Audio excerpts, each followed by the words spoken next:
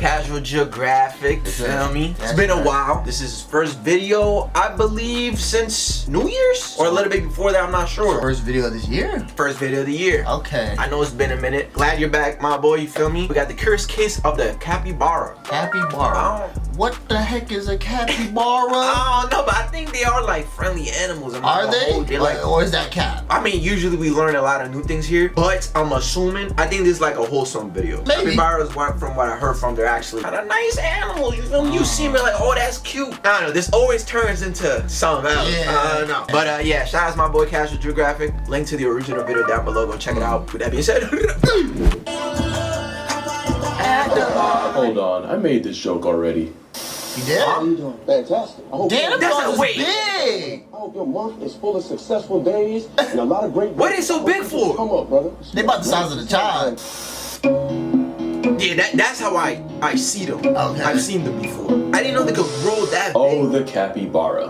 One of the most memeable animals to be added to Earth's roster. Almost entirely for their sheer positivity. And it's not like that fake positivity from animals like dolphins. Yeah, I learned that. TikTok. Capybaras are legitimately unproblematic, almost too much for their own good. The thing is, they have no reason to be like this. In fact, they have every excuse to be the exact 180. But first, let's talk about what this aquatic stress ball is. So they're just nice. It's a rodent, and pretty much a plus-size guinea pig since that's their closest relative, even though they're like 60 times heavier. Yeah. Also, guinea pigs are one of the few mammals that can get folded by deep water since they can't swim, which is something cappies know nothing about since half their personality stays in the water with them. Really? Just like their cousins the nutria, which is basically just a beaver you've never heard of. And the pacarana, who's probably most famous for I being saw that. I thought it was a rat for real. the Old Spice ad. But out of all Bro, I rodents, thought that was rat? Nah, that's... Bro, I saw that meme, I was like, bro, there's no way there's a rat washing Yeah, itself. that's how I've never seen that. Gotta be some New York high IQ rat. Yeah, damn, look at his feet, boy.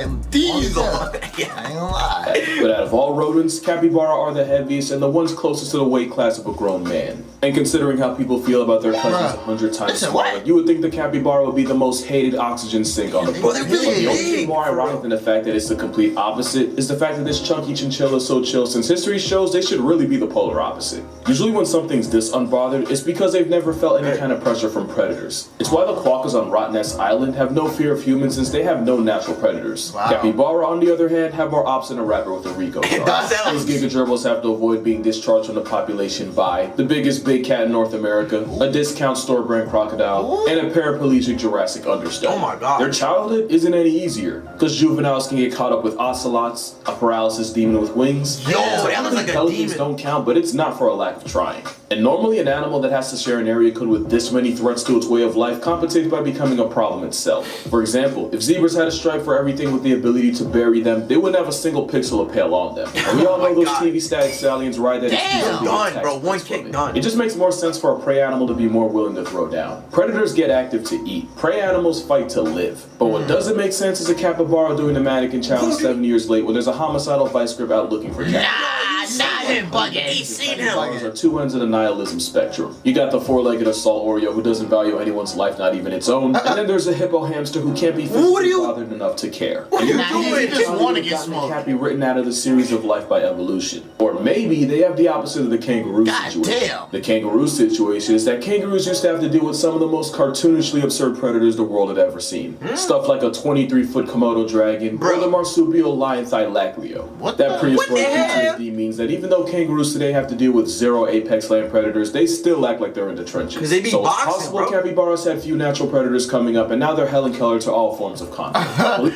But they ain't doing nothing though. I ain't Brother. gonna lie. They not doing anything. What is he doing there? But he's bugging. I ain't gonna lie, he's bugging. Nah, he They not doing nothing though.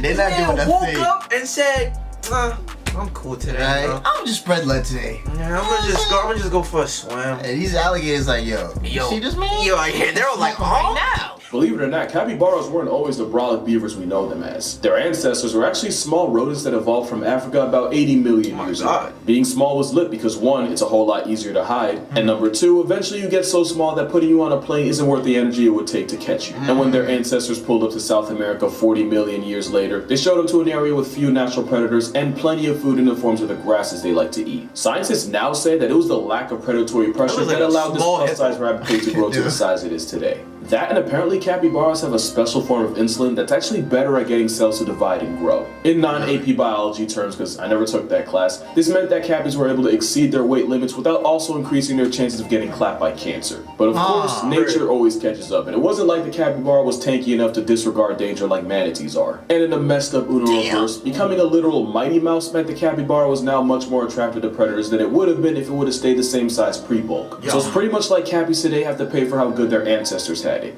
Like Gen Z. It's also possible that the capybara isn't as easygoing as memes want you to think it is. They live in groups, and each group has a dominant alpha male who gets the most food and female validation, which can lead to a lot of infighting in the cappy clan.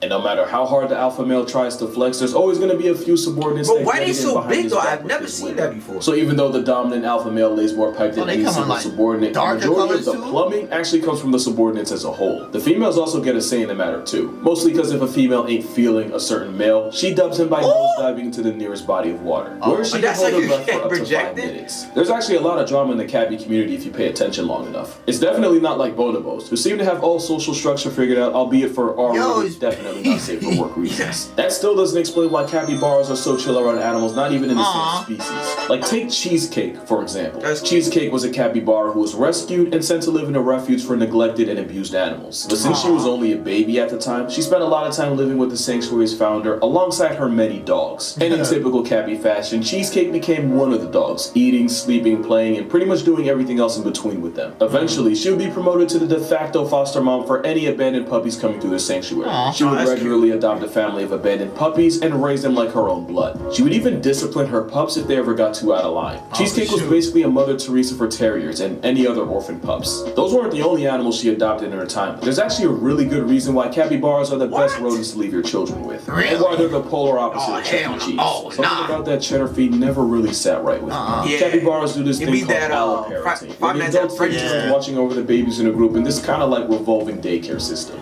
They'll even go as far as nursing pups that aren't even theirs. Pray for bro on the left. He going through some stuff none of us can. That's this guy. The benefit is that in a jungle full of EDP-sized threats to minors, this actually increases the cappy pup's chances of actually surviving long enough to celebrate their birthday. But it also means that Cheesecake wasn't just a stepmother. She was the mother that stepped up. Also, I just want to say that the same sanctuary would end up getting another capybara named Cobbler, and now Cheesecake and Cobbler are homies, and I feel like we should just take some time to appreciate that. Another thing to appreciate is that plenty of other animals like monkeys or painted dogs do the whole alloparenting thing, but cabbies are the only rodents that do it. Well, actually, technically not really. Turns out red squirrels will adopt orphans as long as they're somewhat closely enough related to them. That's not the same as having a built-in nursery system. You look like me. So it seems that being as swole as they are, and having literal stepmother software in their system is what makes this He-Man hamster what it is. Capybaras got so much clout that even though they're truly native to South America, they have a pretty sizable fan base all over, but especially in Japan. Why Japan? Really? Well, it all started in the Izu Zoo in 1982. A worker was cleaning out an enclosure with hot water when he turned around and realized that all the capybara were huddled around a warm puddle that had formed. The worker said, "Bet," or whatever the equivalent in Japanese would be, and ever since the Izu Zoo would create these traditional hot yuzu baths for the water-loving hippo hamsters to enjoy. Which is the entire backstory as to how this video exists. And because whatever capybara received, they give back tenfold, these videos going viral single-handedly brought in thousands, hundreds of thousands, and even millions of yen in revenue. All off of video, meaning it is scientifically proven, 100% non-refutable, that capybaras are good for the economy. If your country's currently in a recession, think to the last time you saw a capybara hot tub party. If you can't remember, then I think you found your problem. We don't need stimulus checks. We need more happy cabbies per capita. That's why there are entire websites dedicated to finding the closest capybara in your area. So if I ever post a picture of me and a capybara with no context, this is the context. Capybaras are such an unlimited serotonin hack that naturally people are going to ask if they're good pets. And my answer is, yeah, they'd probably be good pets. Question is, would you be a good owner? Here's why you probably wouldn't. One is that they poop.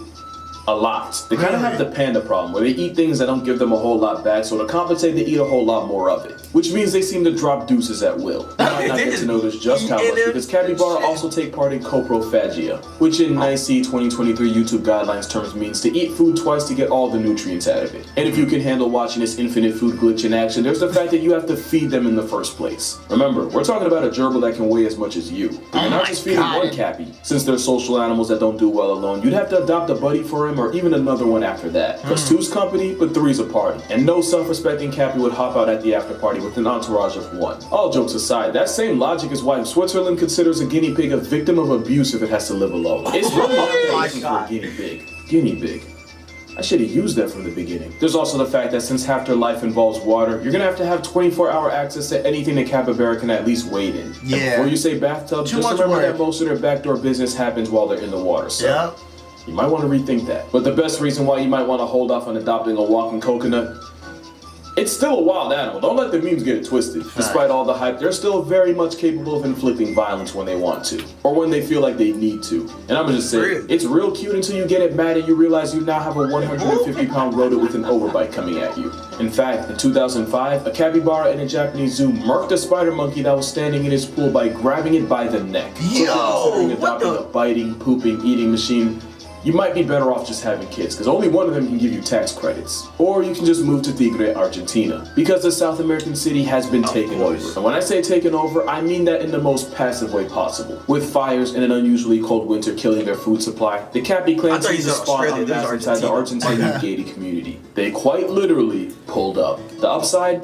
Free lawn control. The downside is these deer rabbits marrying the problems of the two animals in one package. They destroy gardens and leave behind Hershey kisses, while also becoming a danger to everyone on the road. There have also been reports of capybara running fades with pet dogs. And to be fair, the dogs probably started it. But there is another bright side if you want to look at it that way. The biggest threat to a capybara isn't a jaguar or a caiman. It's actually humans who have historically hunted them for their meat and for their hide to turn. It's always humans. We're their biggest hot by far. And if they decide to take back what's theirs, yo, what's good? I'm not gonna be mad. And the fact that they're doing it to a gated, rich community, there's a moral in there somewhere. But that's gonna do it for this video. For more consistent uploads, be sure to check out my TikTok and Instagram. I try to post daily on both. And if you'd like to support this channel beyond subscribing, also consider becoming a patron on Patreon. But only do it if you can afford it, because honestly, you watching a video this far is actually more than I can really ask for. Got a whole lot of video ideas I want to get out for the new year, so as always, drink water, hug your mother, dap up your father if he's not into the whole hugging thing. Try to be a cappy in a world full of cappers. And I'm gonna see y'all in the next one. Yes, sir. Okay. That felt really short though. You did. Damn. Bonus clip for making it all the way to the end. Okay. They about to cross the street together? Probably. Like some ducks. Them cars better slow down. I'm saying. Now them motorcycle people just be zooming. Yeah. They're like ducks. You have to literally stop. Yeah. Or you probably go to jail for hitting them. There you go. Aw. Nice. Well, you learn something new every day. Of course. You know I don't think I'm gonna get a capybara though. I don't think I had the interest of getting one. First of all, I don't got water in my backyard. I don't got a pond, lake, none of that. And so I'm not trying to be cleaning poop 24/7. exactly. And if you get one, you gotta get two. And then if you get two, you need a third one. And guess what? That's a lot to do. And now, whatever you don't want, that's triple the amount of whatever. Yeah, so, exactly. No, you know what I'm saying? Yeah, I like the video. Like it. You can't like it and not like it. Oh, you get pissed off. You know what I'm saying? No. Damn. Fuck off. Stupid. You thought because this was a wholesome video, we were gonna be wholesome? That's all I'm saying. If you're a hater. Oh, bro, stop dropping your titanium water flask. My fault. Let me throw it on their head. Yeah. See? Bro, drink your water like he said, bro. Feel me?